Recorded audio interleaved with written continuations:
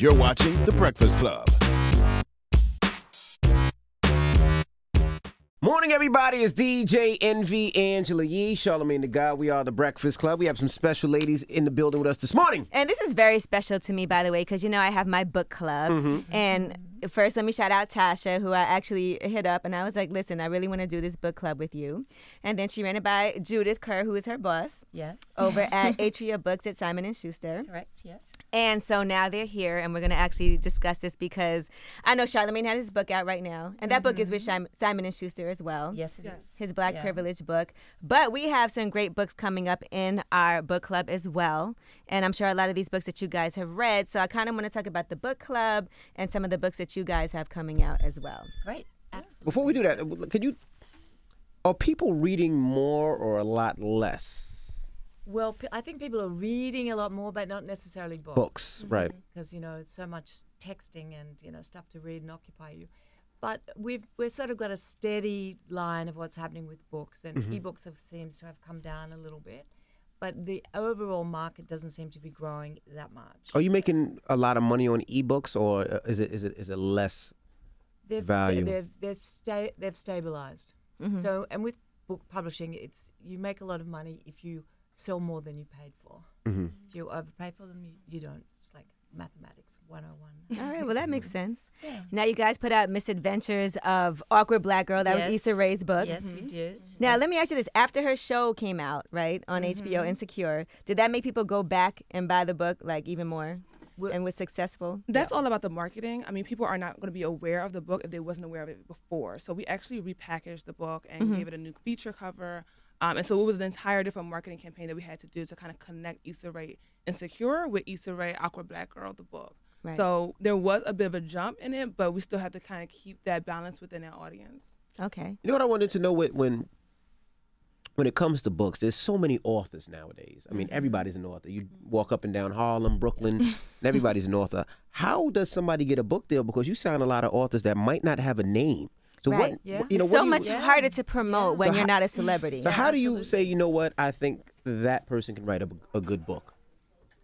Well, you know, my job really is to be a story hunter, basically. And a lot of people, everybody has a story. The thing is, do people have stories that go outside of themselves and connect with people? And I know this sounds a little kind of odd, but if you connect with people emotionally, like make them cry, then they buy. It's sort of like a shorthand for speaking to the heart. So I published a book like a while ago now called The Secret, which all I saw on was a little snippet of a documentary they're making. But then I sat down and looked at it, and I thought, I want to know much, much more about this. And that was nothing. But then I walked around the office saying, you know, this is going to sell 1 million copies. And so everybody thought I was crazy, but like a box, basically. And The Secret's huge. So, we sold like 38 million copies around the world. Incredible. And oftentimes there are authors that are already self-published, like J.J. Smith, and they have a huge following, and then they really She do does well. all the books about eating healthy, the green life smoothies. And so when they do really well, then we have an opportunity to kind of partner with them and then sign them and then kind of, again, repackage them and then kind of give them another platform to sell even more books. So when is enough enough? Like, I look at the book industry kind of like the music industry, you know?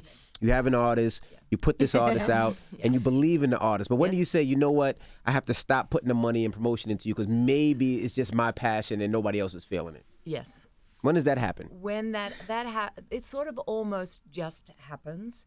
When, you know, all of a sudden you realize that no one has mentioned the name of that book or the name of that author in any conversation whatsoever for a week or two. Their agents stop calling you. You know, it just kind of disappears oddly. But that doesn't mean, like with books now, they never go away. That you can buy them from somewhere. Then all of a sudden, like 6 years later, we published a book called Dear White People. And so that did okay when we first published it. But Dear White People. Yeah.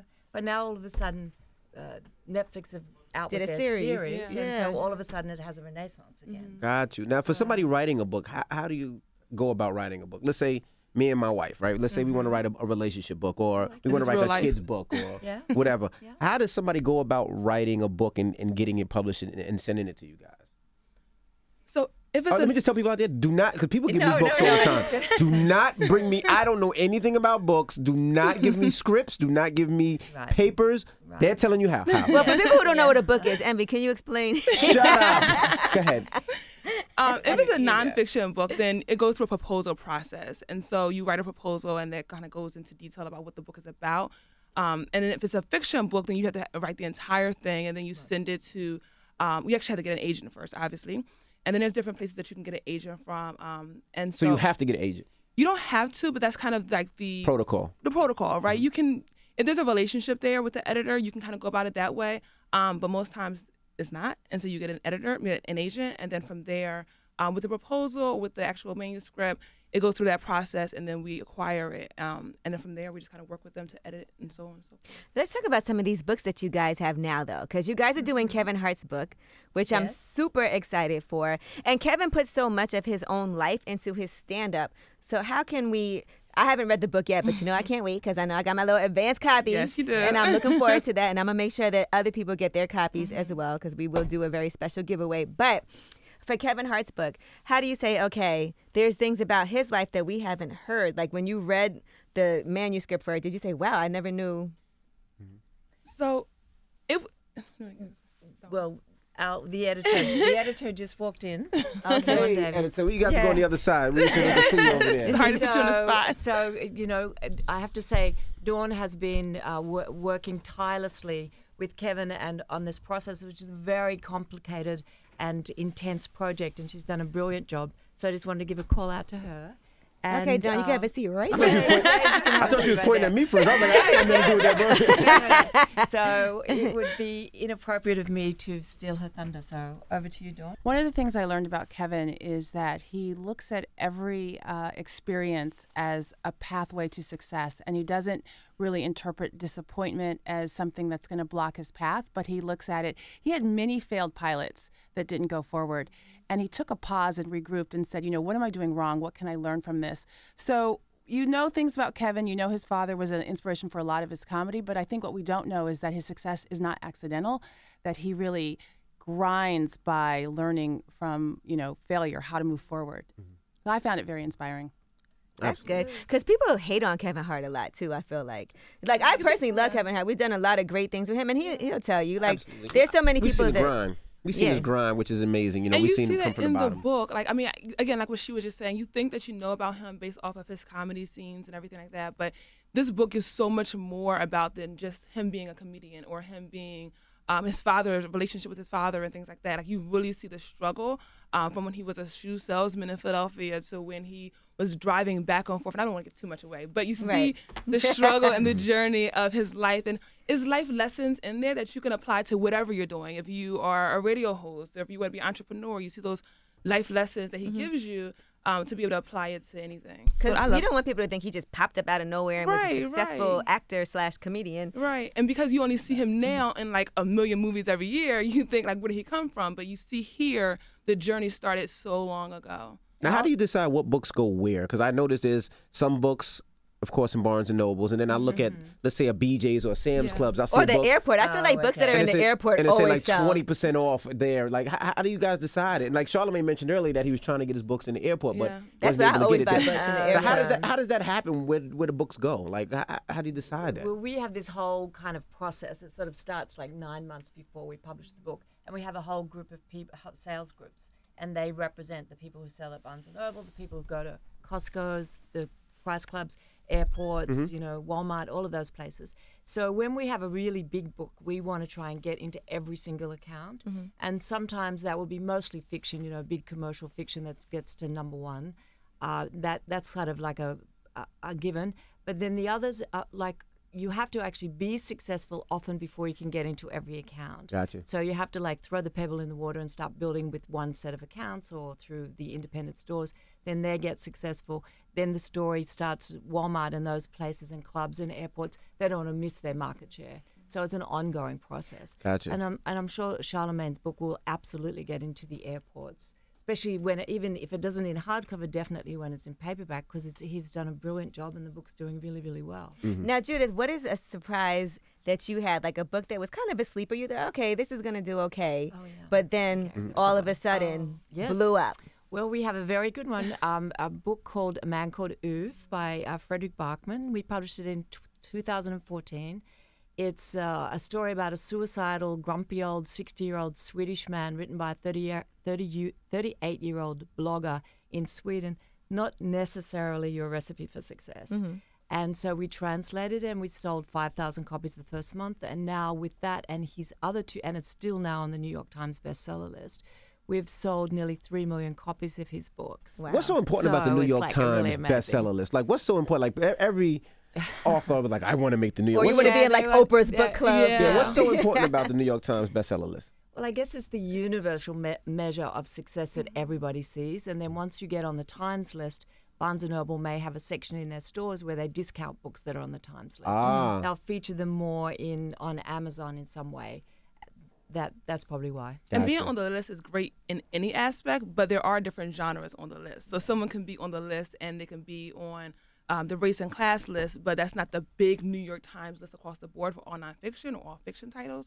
So just kind of be mindful of that. Like everyone that says, I'm on the list, Yeah, but I'm on the list for best gospel fiction. Exactly. And There's a the lot of non-censored different movie. There's a genres. lot of but- different genres. The same way as in music, it's the same thing. Gotcha. All right, so let's talk about my book club for a second, Yes, which I'm so excited yes. about.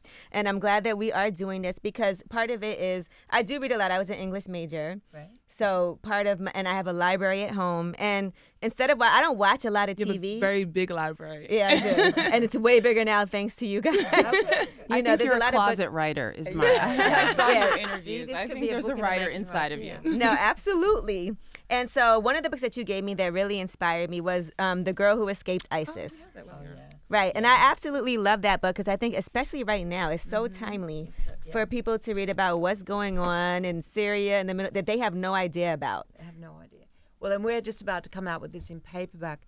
This is a remarkable story of an 18-year-old. She was 18 at the time. She was caught by the ISIS soldiers and become a sex slave basically in the middle of the desert and finally escaped. Now she had to trust that the person's house she came across would help her, and the only thing she knew was the phone number of her uncle who'd been given refugee status in Germany. So because she knew that number and he was already given status, she was able to escape and not have to be forced back into it. So it brings up many different issues that everybody is dealing with now. Right. And all these younger people don't understand, I don't think, until you personalize a story and you see it through the eyes of this girl, and she helped some others escape. She was actually invited to come and talk at the Lincoln Center earlier this year, but she couldn't get in because of the visa situation. Wow. wow. That's Thanks, crazy. Trump. And part of that is that I feel like people there don't like ISIS just like we don't. So Right. don't just assume because somebody's from Syria or somebody's from Iraq that means that they're a They're pro terrorist. everything that there's Correct, country standing correct. for. Right. They're You know. in that book they're like, man, we just hope the United States will come and save us. When is somebody gonna come and save us? Now, another book that we are gonna be doing in the book club that we have here is Janet Mock's book, Surpassing Certainty. Really? Dawn, that's you too? Yeah. Oh. No, this is We You know, when I first seen it, I thought that was Janet Jackson. 'Cause they got the same font as the Janet on her stuff. I was like, Janet Jackson wrote a book? Okay, Janet Mock, okay. Janet, well, we love Janet, and this is our second book with her. We published Redefining Realness, which was about her original journey. And now Surpassing Certainty is now that she's fully owned her new self, and it's all about 1 year in that life. It's an amazing book. Transitioning. It's transitioning. And She was a man. And now she's a woman? Well, there's a lot of correct ways to say these things. So, I'm just asking. I'm not Judith was like, wait a minute. I don't know. I'm just asking. there's a lot of... But it is an educational It's an process because educational the average process. person would say, okay. Janet always presented as female. Okay. Okay, sort of as a little girl or as as a Gotcha. young child, she always identified as female. And she was born in Hawaii. So the first book was about that story, but this is now as a fully realized female, and she's an advocate for women's rights. She was in the Women's March. Dope. And so we try to publish books of people's stories, as you're saying. No one really knew who she was before, where they actually are helpful for people as well, entertaining but really useful because there's a lot of people grappling with these issues. Absolutely. You sold me. I'm going to read that one. And especially right now, I think with LGBTQ rights, there's so many things going on right now with Donald Trump, and that's why I picked this next book in the book club that we're doing right now. This Dr. Willie one, Parker's I book, love this book. Life's Work. Okay. Tell us about this Dawn one. is the editor of this book. So Dr. Parker was born into a Southern Christian family. He's born again, so very much embraces his Christian identity. But he also grew up with a single mother who was poor, who worked very hard to give him the kind of life that he has. He was gifted in science, became a doctor. And so this book is about how you can believe in women's choice, but also embrace your Christian values, that they're not exclusive. And I think his life is a testimony to that. And he's a beautiful writer, and it's an empowering story for people who are trying to figure out how you can be both pro-women's choice, how women can decide the fate of their own bodies, but also you can be a Christian. They're not exclusive. Because a lot of those rights are on the brink of being taken away from us right now. So that's why I particularly chose that book for us to focus on next, just with everything going on with Donald Trump in office. And he have a huge support system behind him. Planned Parenthood stands strong behind him. Lena Dunham. I see Gloria Steinem. Bell Hooks, Center for Reproductive Justice, Physicians for Reproductive Justice.